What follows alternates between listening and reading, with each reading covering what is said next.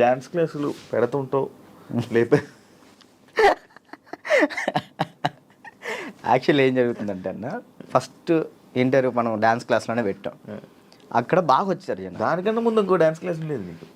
అది ఖమ్మంలో అది హైదరాబాద్లో ఫస్ట్ అదే. హైదరాబాద్లో ఫస్ట్ అదే. అక్కడ ఏమైపోయింది, ఎక్కువ మంది జనాలు అయిపోయేసరికి డ్యాన్స్ చేస్తుంటే అది ఆ బిల్డింగ్ మొత్తం షేక్ అవుతుంది అని చెప్పి ఓనర్ గొడవ పెట్టాడు. పక్కన మళ్ళీ చదువుకునే వాళ్ళకి ఇచ్చారు, అంటే సంథింగ్ స్టడీకి ఇచ్చారు. స్టడీయా డ్యాన్సా అంటే నేను కూడా స్టడీయా అంట, చదువుకున్న వాళ్ళని ఇబ్బంది పెట్టకూడదని. ఇది నా కెరియర్, దీన్ని వదులుకోలేను అలా అని.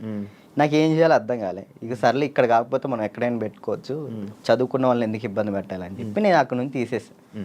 తర్వాత గ్రాండ్ ఓపెన్ చేసి శేఖర్ మాస్టర్ని పిలిపించి అదే ఓపెన్ చేశాను. మొత్తం 100 మంది డాన్సర్లు వచ్చారు, వాళ్ళ కోసం సపరేట్ హాస్టల్ పెట్టాను. వారాన్ని అయింది, లాక్డౌన్ పడింది. అదే సెకండ్ లాక్డౌన్ 3 నెలలు పడింది. ఎంత సంపాదించాను మళ్ళీ అంతా వాళ్ళకే పెట్టిన. అంటే వాళ్ళు ఇప్పుడు నా కోసం వచ్చిన వాళ్ళని నేను పంపించకూడదు, వదిలేయకూడదు. అట్లా ఆ లాక్డౌన్లో ఎక్కడికైనా వెళ్తారో కూడా తెలియదు. ఇంకా 3 నెలలు వాళ్ళు ఇచ్చిన డబ్బులే నేను వాళ్ళకే ఇంకా ఫుడ్ పెట్టుకుంటూ పెట్టిన తర్వాత ఇక తీయాల్సి వచ్చేసింది. అది మళ్ళీ పెట్టా.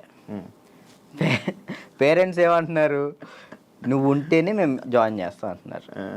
నేను ఎలా ఉంటాను, అసిస్టెంట్స్ ఉంటారండి, చిన్నపిల్లలకి అసిస్టెంట్స్ ఉంటారు, వాళ్ళు నేర్పిస్తారు.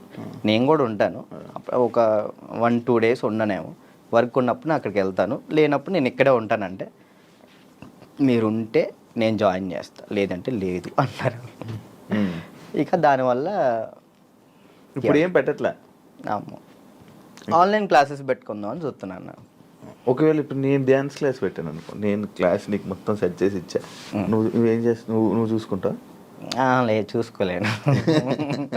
అలా చూసుకోలేదు. వీక్లీ ఒక 2 days 3 days అలానే అట్లయితే నేను చేసుకుంటాను ఖచ్చితంగా. ఓకే, వీక్లీ ఒక 2 days నువ్వు చూసుకోమను అనుకో, నేను వచ్చాను ఆ 2 days పర్ఫెక్ట్. ఆ విషయంలో మాత్రం పక్కా డెడికేషన్. వర్క్ విషయంలో నువ్వు ఏది చెప్పినా కానీ నేను ముందుంటా. ఓకే. యూట్యూబ్ ఏమైంది, సాంగ్స్ చేసేవాడివి, అది కొన్ని రోజులు చేసావు, మళ్ళీ అది కూడా అలాగే నాకు తెలియదు అన్న అసలు. యాక్చువల్లీ యూట్యూబ్ గురించి అసలు ఏంటి ప్రాసెస్ కూడా నాకు తెలియదు.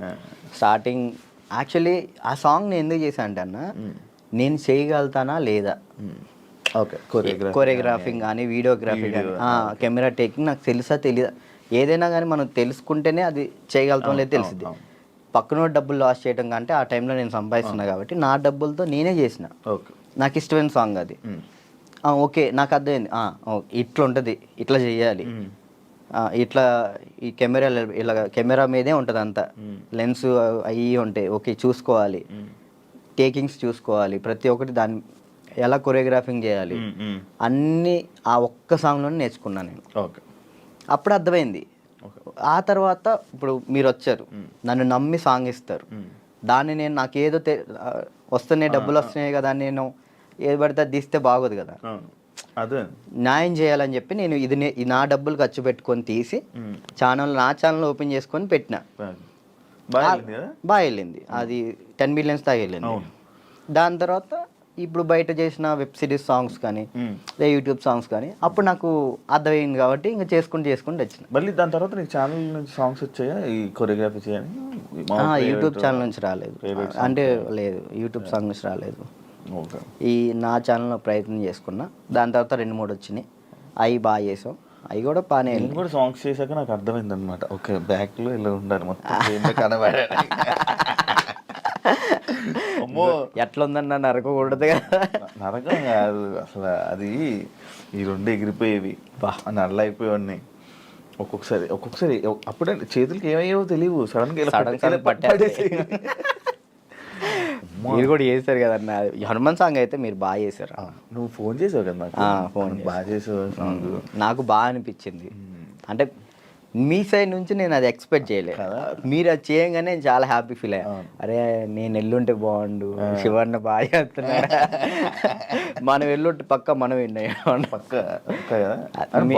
యాక్చువల్లీ బాబీ కూడా బాగా చేస్తాడు. అండ్ ఏమైందంటే మ్యాటర్, నేను డాన్స్ చేస్తానని మన వాళ్ళు వేరే కొరియోగ్రాఫర్లకి ఇలా అడుగుతుంటే అమ్మో ఆయనకి అవద్దా ఆయనకి నా వల్ల కాదని వెళ్ళిపోయారు. బాబీ ఒక్కడే వచ్చాడు ముందుకి.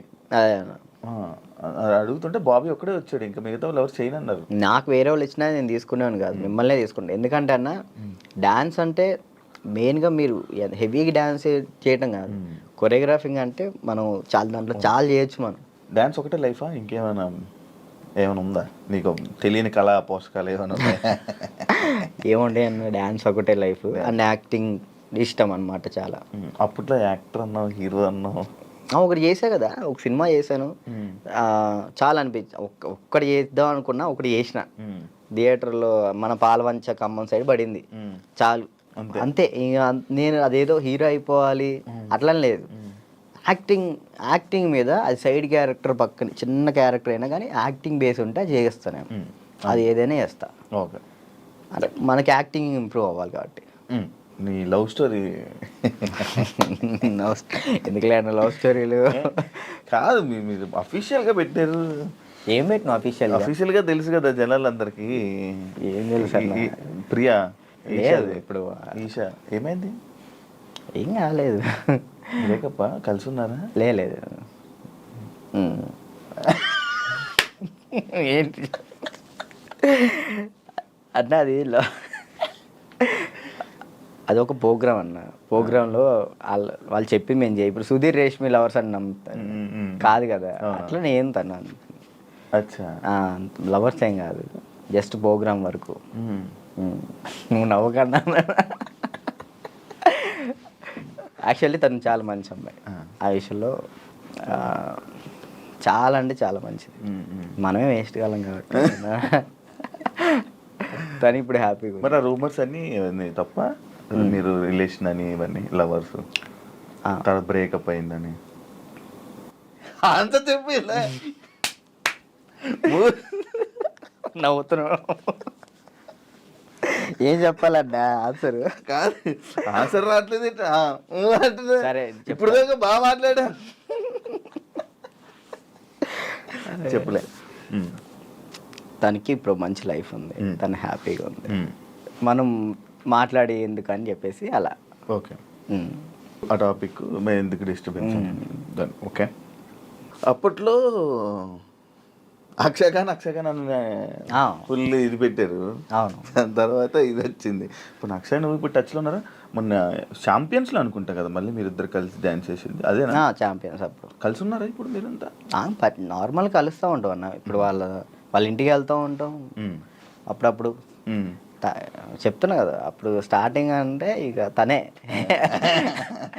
అసలు ఇటున్నా కానీ అటు వెళ్ళిపోయేవాళ్ళు.